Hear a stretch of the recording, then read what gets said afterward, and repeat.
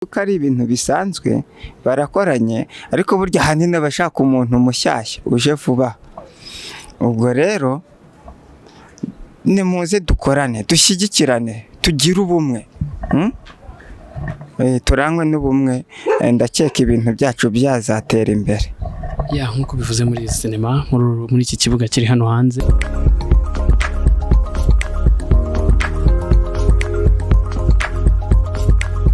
Time TV aho muherero uzaba mu Rwanda cyanditse no hanze y'u Rwanda. Nabazaniye wa mutumirwa nanone ni part 2.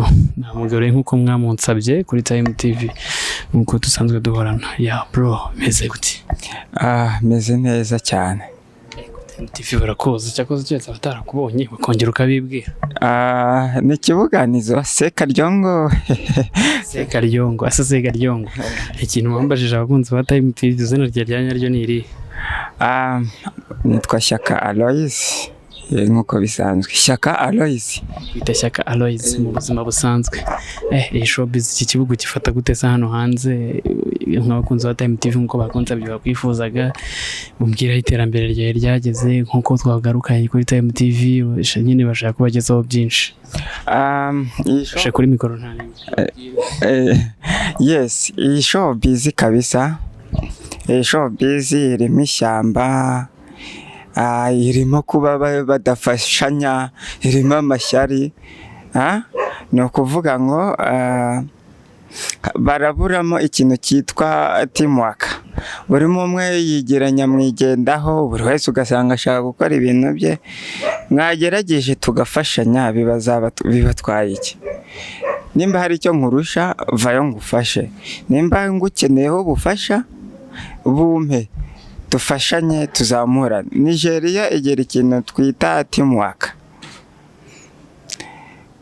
Buri muhanzi, umukinnyi wa filime cyangwa se comedy afasha mugenzi we. Ariko ubu ngubu nshobora guhamagara wenda nka Nyagiso ati popo tubu ndahuze ntabwo mpari. Urumva kandi wenda hari. Ubu nshobora guhamagara Kiramani ati popo turamenye. Kandi yarakwiye kuba yamfasha hari icyo ndushije. Rero nimba hari umwartiste uri kugusaba ubufasha bumuhe, nta kintu bigutwara, ntibigusubiza hasi. Hari uwo nakunze Nsabi, hari ukuntu iyo arimo kwakitinga, hari ukuntu ubu Sabi hari n'igihe abadashaka n'umustar umuntu wagafasha akavuga ati uyu mwartiste ndabona hari ukuntu afite impano, uyu munsi ndakorana n'umuntu mushya. Ugasanga wenda nk'abanyambo bibaye ngombwa kuko ari ibintu bisanzwe barakoranye ariko burya ahanini abashaka umuntu mushyashya uje vuba. Ubwo rero nimuze dukorane dushyigikirane tugire ubumwe, turangwe n'ubumwe, ndakeka ibintu byacu byazatera imbere. Nk'uko bivuze muri iyi sinema muri iki kibuga kiri hano hanze, uvuze ko ushobora kuba abantu bose dushyize hamwe twatera imbere. Cyo kintu tugaruka kuri Time TV kuko dukeneye ko impano z'abari hasi nazo zibasha kuzamuka. Mu gihe gishize hari umwana w'umukobwa twari turi kumwe yambwiraga ko bishyize hamwe nk'itsinda nk'abanyeshuri. Umwana w'umukobwa yifuje ko muhura, nabwo namuzanye kuri tere mu kanya gato mushobora kuba muri kumwe. None ubu nkawe sibyo, iyi sinema urabambwiye wayimazemo, umbwira ko wagiye muri music, ubu waje ufite umwanzuro w'ikintu kimwe wagumyemo muri wowe kirekire, uriko ufite umwanzuro w'ikintu kimwe wafashe kuko ntabwo ibintu bibiri babifatira cya pere ngure ko zazamuka muri izo mpande ebyiri. Kuri ubu ngubu ntabwo nyine nkiri gukora umuziki muri iki gihe. Ubu ndi gukora filime, ndi kwandikira abartiste bashya, nkabandikira amafilimi, n'abastari bamwe na bamwe banyegereye ndayimwandikira nkayimuha nta kibazo. Rero gahunda ihari ndi gukina filime kuri ubu ngubu, ndi gukina comedy ngakina filime, nkagenda nkajya hirya hino ngashaka impano nshya nkazikoresha tugakorana navuga ko kandi biri kugenda neza. Icyo nkundira Imana rero ishyiramo umugisha ikavuga ati mwabana mwe kambafashe, nkunda abanyarwanda badusapotinga umunsi ku wundi, baradukurikirana pe, nkomeje kubyishimira. Mana muzakomereza aho, mukomereza muturyameho, nukuri muturyameho, natwe twake mwabantu nimubona dukora ibintu byiza nimutujye inyuma. Aba bantu batuca intege mutubabarire rwose. Ahubwo tanga igitekerezo dukosore, uvuga utaha ntago birimo neza. Ese wowe nk'impano yawe wumva we nk'impano yawe kuba respect y'ahantu ugeze, wumva hari umuntu wazamura?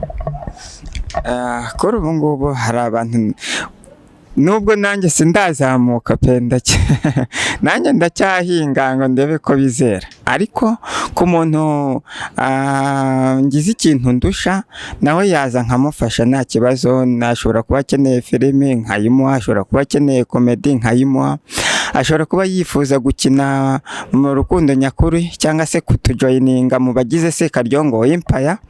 Tumaze kuba abakinnyi bose hamwe ni 8, n'abandi bakomeze baze tubafashe tuzamurane, no gufashanya. Nanjye ndacyahinga ngo ndebe, ariko navuga ko ni ugufashanya. Mutugane, njye nitwa Sekaryongo cyangwa se Kibuganizo Sekaryongo. Jya kuri channel yanjye yitwa Sekaryongo Empire, ukureho nimero, urumva, hanyuma unyandikire umbwire ngo urashaka gukina filime, hanyuma tubiganireho. Igihe cya shooting uzaze nguhe gahunda, nguhe role nawe ukore, dufashanye tuzamurana.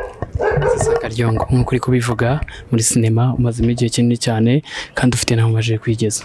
Ese we wambwiye kuri umwartiste wakandika filime, ubwo n'indirimbo wazandika, niko wambwiye bishize, ntabwo rwaje ko wakandika n'indirimbo, nakwaje ko wakandika mu indirimbo zo ndazandika, indirimbo nazo ndazandika.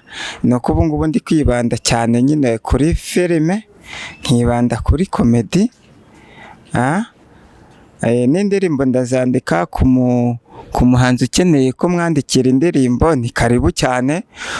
Ku mukinnyi wa filime ushaka ko mwandikira filime, ni karibu cyane.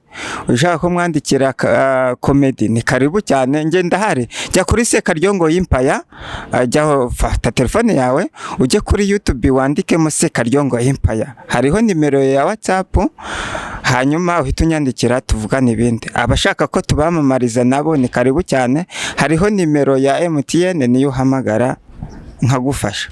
Ese Sekaryongo, umbwiye ko muri sinema wazamura umuntu, nk'ubu nawe aho ugeze we ku giti cyawe wumva ko wazamura umuntu ukamuzamura muri iyi showbiz, kuko byashoboka?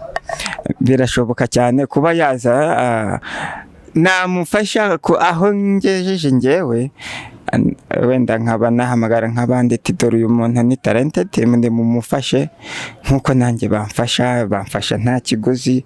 Ufite impano, yego ngwino tukwereke ibyo dukorana. Iyo dusanze rero, iyo basanze bafite impano cyangwa tugasanga ufite impano iri hejuru, turakorana. N'abandi uzakubufasha hejuru nabo muzakorana. Rega bari kugenda biminjiramo agafu, urebye ntibakiri ba nyamwingendaho, ni bamwe na bamwe. Sekaryongo, birumvikana kandi nishimiye kuba twahuye nawe, sibyo?